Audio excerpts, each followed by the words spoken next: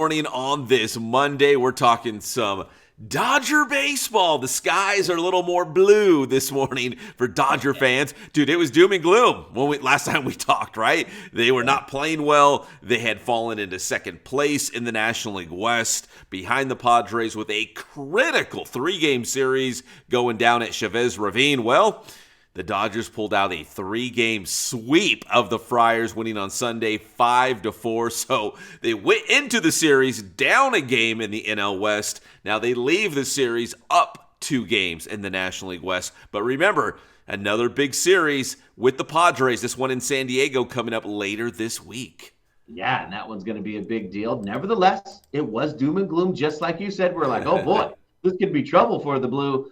But nothing like getting a whole game on the people who are nipping at your heels and just fighting them directly. And the Dodgers did that. Yeah, to beat your rival in a critical series, determining who is going to be first place in the National League West, that was massive for the Dodgers. That really could, shift the momentum of their season because, again, it was not looking good. They were not playing good baseball. They were losing a lot of games. And to fix that against your biggest rival and for first, that was huge, I think, for the Dodgers. So we'll see if they can do it again on the road at Petco Park later this week. But that race for the National League West title, I think, is going to come down to the finish, a photo finish in the NL West. But for the Dodgers to do that was huge. I think a big confidence booster for them. Good sign for the Dodgers, for sure. Yeah, I was looking this up too, Patrick. So the Dodgers are second in Major League Baseball as a team in home runs. They have 185 home runs as a team, and that is second only to the New York Yankees, who have 195. The Padres, though, they're finding different ways to win. The Padres are actually second to last in all of baseball with only 105 home runs. So the Dodgers have hit 80 more home runs than the Padres this season. And remember, a couple of years ago when San Diego was really good, they called them, Slam Diego, because they were hitting home runs, and that was their key to winning. Well, they're finding other ways with good pitching and defense. Like, it's not the same Padres team this season. So it's kind of interesting there. The Dodgers use the long ball. The Padres do not. I always feel like using the long ball is very dangerous because it feels like the bats can just go silence when you can manufacture runs. I believe, and I could be wrong. We'll find out what happens in the end. But I would rather manufacture runs than depend on the long ball all the time. I would think if I'm a Padre fan, that could be a good sign, even though it didn't work out this weekend. Yeah, it can be dangerous, right? Like if you're leaning on the long ball, if you're not hitting them out, you're going to get in some trouble there. But you're done. The Dodgers are doing that. The Yankees, I said lead Major League Baseball. They've kind of hit a rough patch as well. So you live by the long ball, you die by the long ball. In case you're wondering, the team in baseball that has the least amount of home runs, and it's not even close. These guys don't even have 100 home runs on the season. Do you care to take a guess, Patrick, on this Monday morning? The White Sox? Your Pittsburgh Pirates is the correct answer we're looking for. Only 88 home runs the entire season. Big Dumper has more than half of what they have. Unbelievable. Yeah. One more quick baseball note before we jump to some football NFL news. The Milwaukee Brewers, 14 straight wins, had that win streak snapped by the Cincinnati Reds yesterday, 3-2 in extra innings. I bring up the Brewers, and I've brought them up a couple times now in the last week or so, because if you're a Dodgers fan, you've got to start looking around the room just a little bit, right? I know you and the Padres right now are in a heated battle for that division title, but you got to look and see who else is out there right now to make that World Series run and to defend that championship. Right now, Milwaukee is the best team in baseball, and they have the most wins in Major League Baseball. 14 straight. That doesn't happen by accident, Patrick.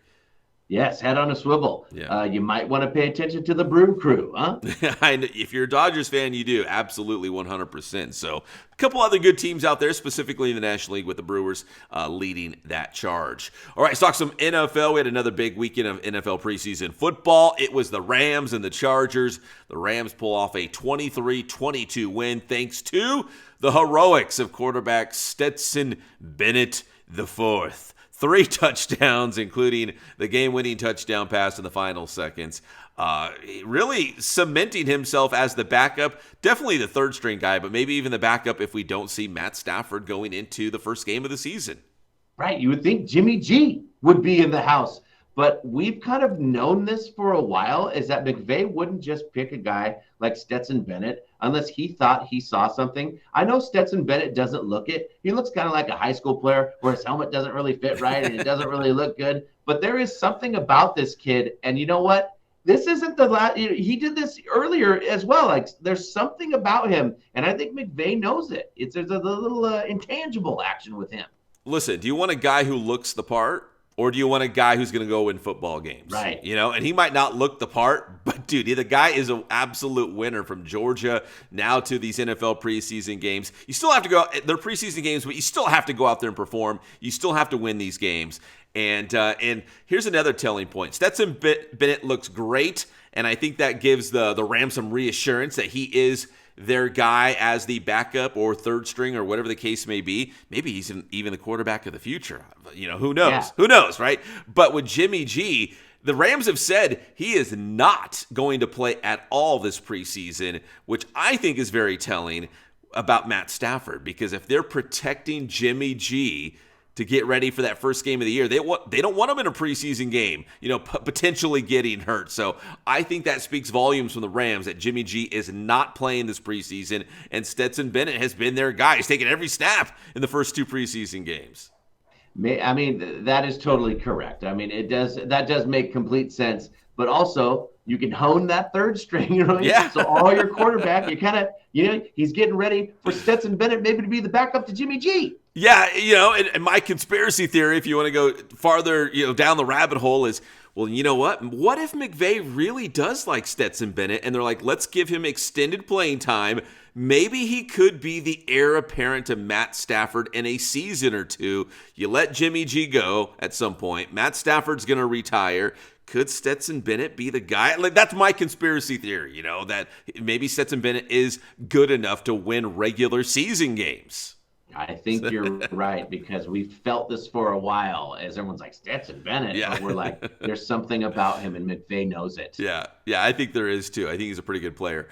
And a quick shout out for the Rams, our guy linebacker Brennan Jackson, the pride of Great Oak High School in Temecula, had a couple sacks in that preseason game against the Chargers. Another IE guy.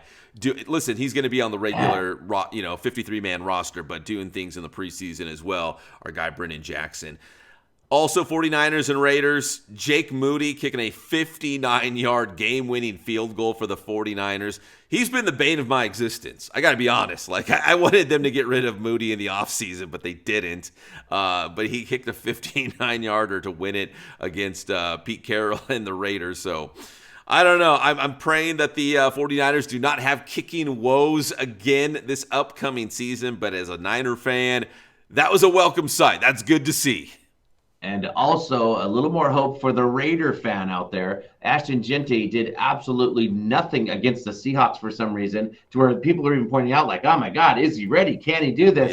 Yeah. He was trucking some people out there, and we saw a little more Ashton Jeanty that we remember at Boise State. So now we're kind of back to, okay, this kid can play. He can do it all. He's fast and he's physical. He's not going to shy away from, he can bounce it to the outside between the tackles. Oh, and he had a touchdown in that game, his first NFL touchdown, if you count the preseason against the 49ers. So, yeah, it was the first glimpse of Ashton Jeanty, which, again, like a quarterback, he's a running back, but like quarterbacks, you don't want to give them too many snaps. There's too many opportunities, right, to get hurt in these preseason games. You just want to put them out there, see some live bullets, right, some live action, and just get them out of there healthy after that. So right, because I think a lot of teams have figured out too that with less and less contact in practice, that and we've been seeing this. Joe Burrow, a bunch of other players, they're actually playing some snaps in the preseason because they've lost so much of that live bullet feeling in practice. So now they're like, okay, let's do joint practices and let's actually play in the preseason. I mean, we've all kind of noticed that. Yeah, and Joe Burrow's been one of those guys that's been outspoken saying,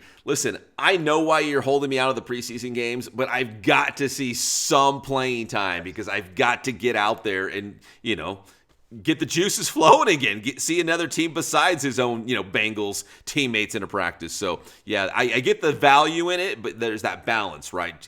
Getting out there, getting playing time, but also getting you out before anything happens because you got to be healthy for week number 1. Yep. And finally, Patrick, we'll make this quick. The Browns have announced they will announce their starting quarterback this week, and it could potentially be later today. And there's 4 guys healthy, 6 quarterbacks in all, on their roster. It's kind of wacky what's going on. I think we both agree that old man Joe Flacco is probably going to be the guy. I think that's kind of the safe decision, but then also will the Browns have the balls to carry 4 quarterbacks? We've never seen that, but the Browns, you'd never know, I guess. No, if I was going to guess, I would say they keep Flacco and the 2 rookies, Dylan Gabriel and Shedeur Sanders, and I think they would maybe let Kenny Pickett walk or get something for him. So, that's my hunch. I mean, that's a lot of quarterbacks. Even put one on the practice squad, that's a lot of quarterbacks. And then Deshaun Watson, just pay him, I guess. Deshaun Watson's just out there collecting money. And then they brought in Tyler Huntley, which he's not going to be the starter. But, yeah, it's a mess in Cleveland right now for a lot of different reasons. The Bobby Bonilla of the Cleveland Browns. Collect your check, just like we collect our info from our guy, Pep. Tell him how to get your stuff. Hey, Inland Sports, man, 24/7. We are open for business. Find us on X, on Instagram, and Facebook. We're also on YouTube. All you got to do is search Inland Sports. Thanks, Pep.